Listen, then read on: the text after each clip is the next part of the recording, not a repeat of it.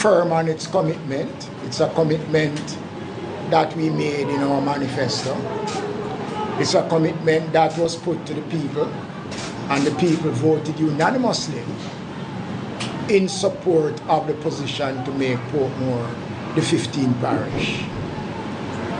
A number of issues which has no merit has been raised by the opposition, and I want to make the point that it is solely on political grounds that the opposition is placing their concerns. There is no justification that they have put forward as to why Portmore should not become the 15th parish.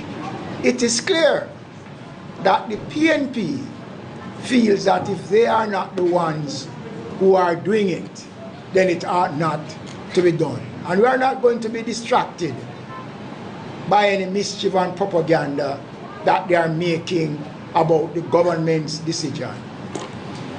When I first tabled the bill in 2016, it was from 2016 the bill was first tabled. And on request then, we pulled back, and since 2016 we have been having ongoing discussions. The question about consultation is foolishness. We have had more than enough consultation. Several meetings have been held right across Portmore, using all the mechanisms that are available to address the concerns that have been raised as it relates to Portmore. The municipal corporation have even made in writing their submission as to how they feel that it ought to operate. I am really not sure what they are expecting to accomplish from it. The House have passed the bill. When it goes to the Senate, all the necessary things that will be put in place to ensure that Portmore become the 15th parish. I want to nonsense this political argument, because if the intent was to use it as a political tool, we could have done so before the holding of the local government elections. The Prime Minister gave a clear indication that that was not on the card. And even naming the parish of Portmore as the 15th parish has nothing to do with the outcome of any elections pending. So this argument that is being bantered out there about going to referendum and lack of consultation has no merit. And what I want to say is that it is the intention of the PNP to use every means as a distraction. All that is happening now, it is a distraction. What took place in St. Catherine this morning at the municipal corporation is an example of the level of disrespect and disregard that the PNP have for local government. They have been doing it in Clarendon, and they are now trying to use the decision taken to make Portmore the 15th parish of Jamaica. Let me say, the government will not be moved by any mischief that will make. And we are going to be pushing back at the PNP, because they must tell the country why they do not want Portmore to become the 15th parish of Jamaica. They must come out and say, don't tell me about consultations. I have repeated, we have had several consultations in Portmore. We have had several meetings. Citizens associations, interest groups have been meeting. And all the concerns that they are raising about Portmore, I will, when I speak in the sectorial debate, be making further announcements as to how we're going to improve Portmore and the things that are going to be done.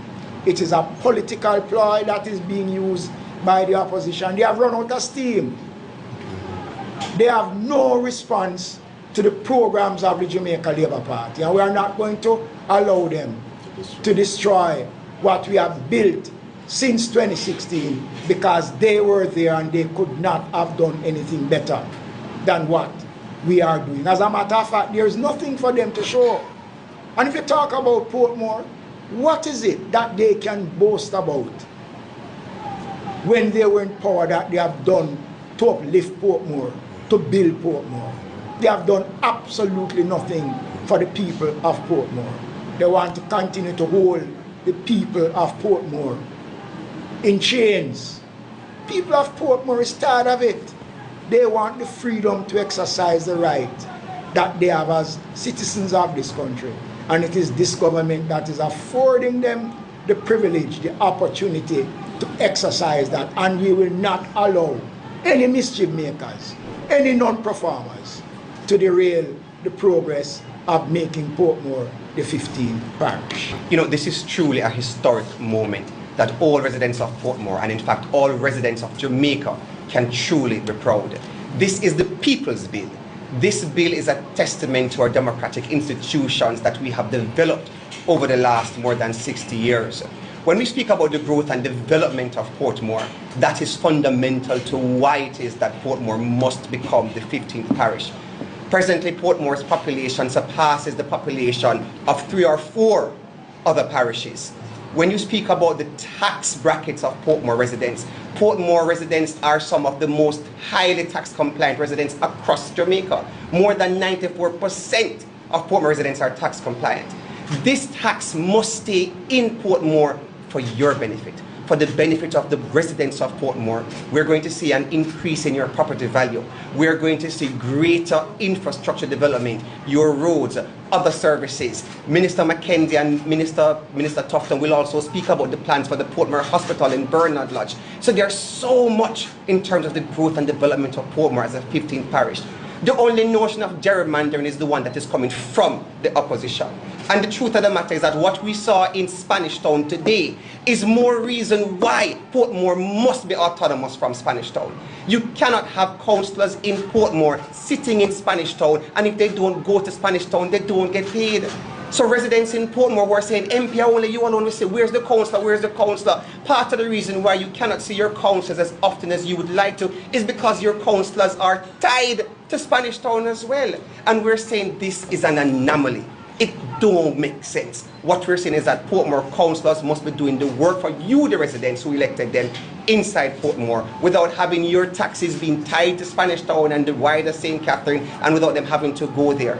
There's also the question of voting rights. So even as Member of Parliament, I have a part of the constituency that is in Spanish Town and a part that is in Portmore. The residents who I represent in Spanish Town cannot vote for the mayor of Portmore because they're not living in Portmore, they're in Spanish Town. So you have one councillor who represents councillors, who represent members in Portmore and in Spanish Town, but those persons can't vote for the mayor as well. So these are some of the anomalies. These are some of the irregularities that must be fixed as we go forward. And it brings the question of identity. I am from Portmore. I am from the parish of Portmore, and residents can say that with great pride. So the gerrymandering is about them and what it means for Spanish Town. There are 41 councillors who sit in Spanish Town, and that is the real issue for them in the gerrymandering. It's strictly hypocritical for the PMP to be saying that. As a matter of fact, a joint select committee was had in which members from the opposition were members of the joint select committee. Submissions were asked, persons from Portmore was extended. And also myself and MP Terrelong, we had consultation in our constituency with majority of the citizen associations. We had a joint select consultation together at the Heart Academy. Even after the local government election, the Prime Minister came to Portmore and had consultation, around 3 different consultations, and one was had at the Portmore Heart Academy.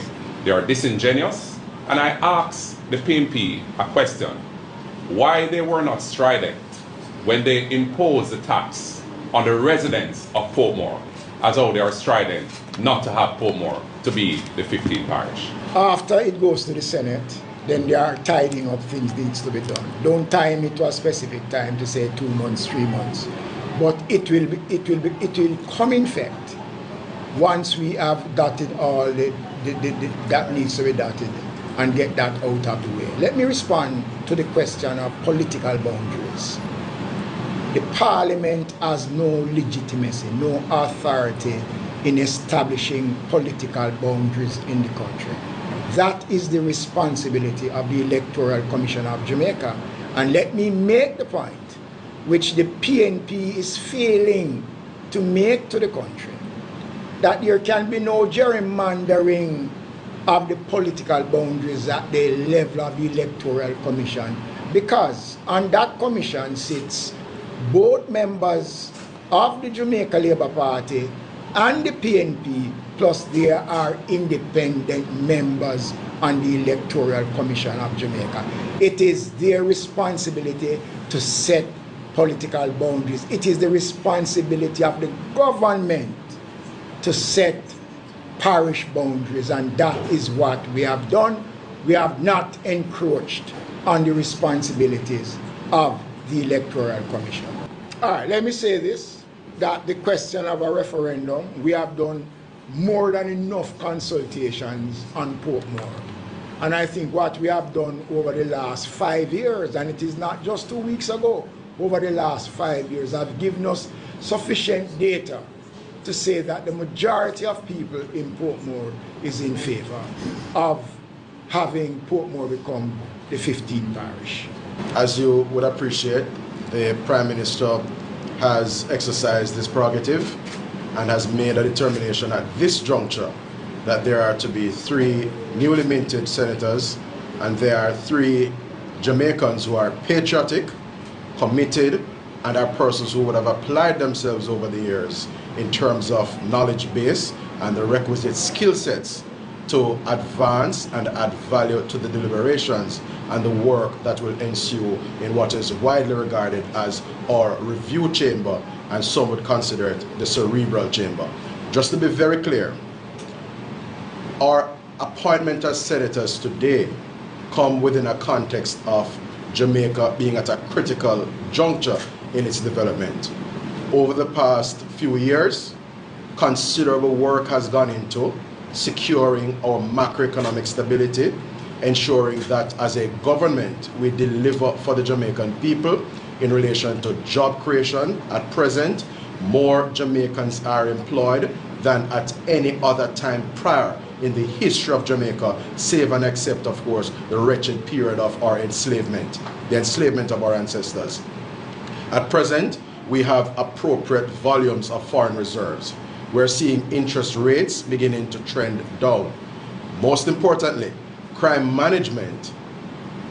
We have seen positive developments on the crime management front, and it signals, I dare say it is testament, ladies and gentlemen, to the investments that have been made by the government in the JCF, and of course resourcing the police to be able to address the scourge of criminality in the country.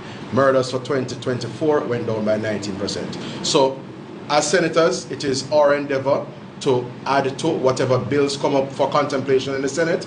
I in particular look forward to the debate that will ensue in relation to the bill pertaining to making Portmore the 15th parish, and I can just assure Jamaica that copious and sober deliberation will go into our contribution in the Senate, and of course we are mindful that when all is said and done, it is the interest of Project Jamaica, the Jamaican people, that will loom large in our considerations.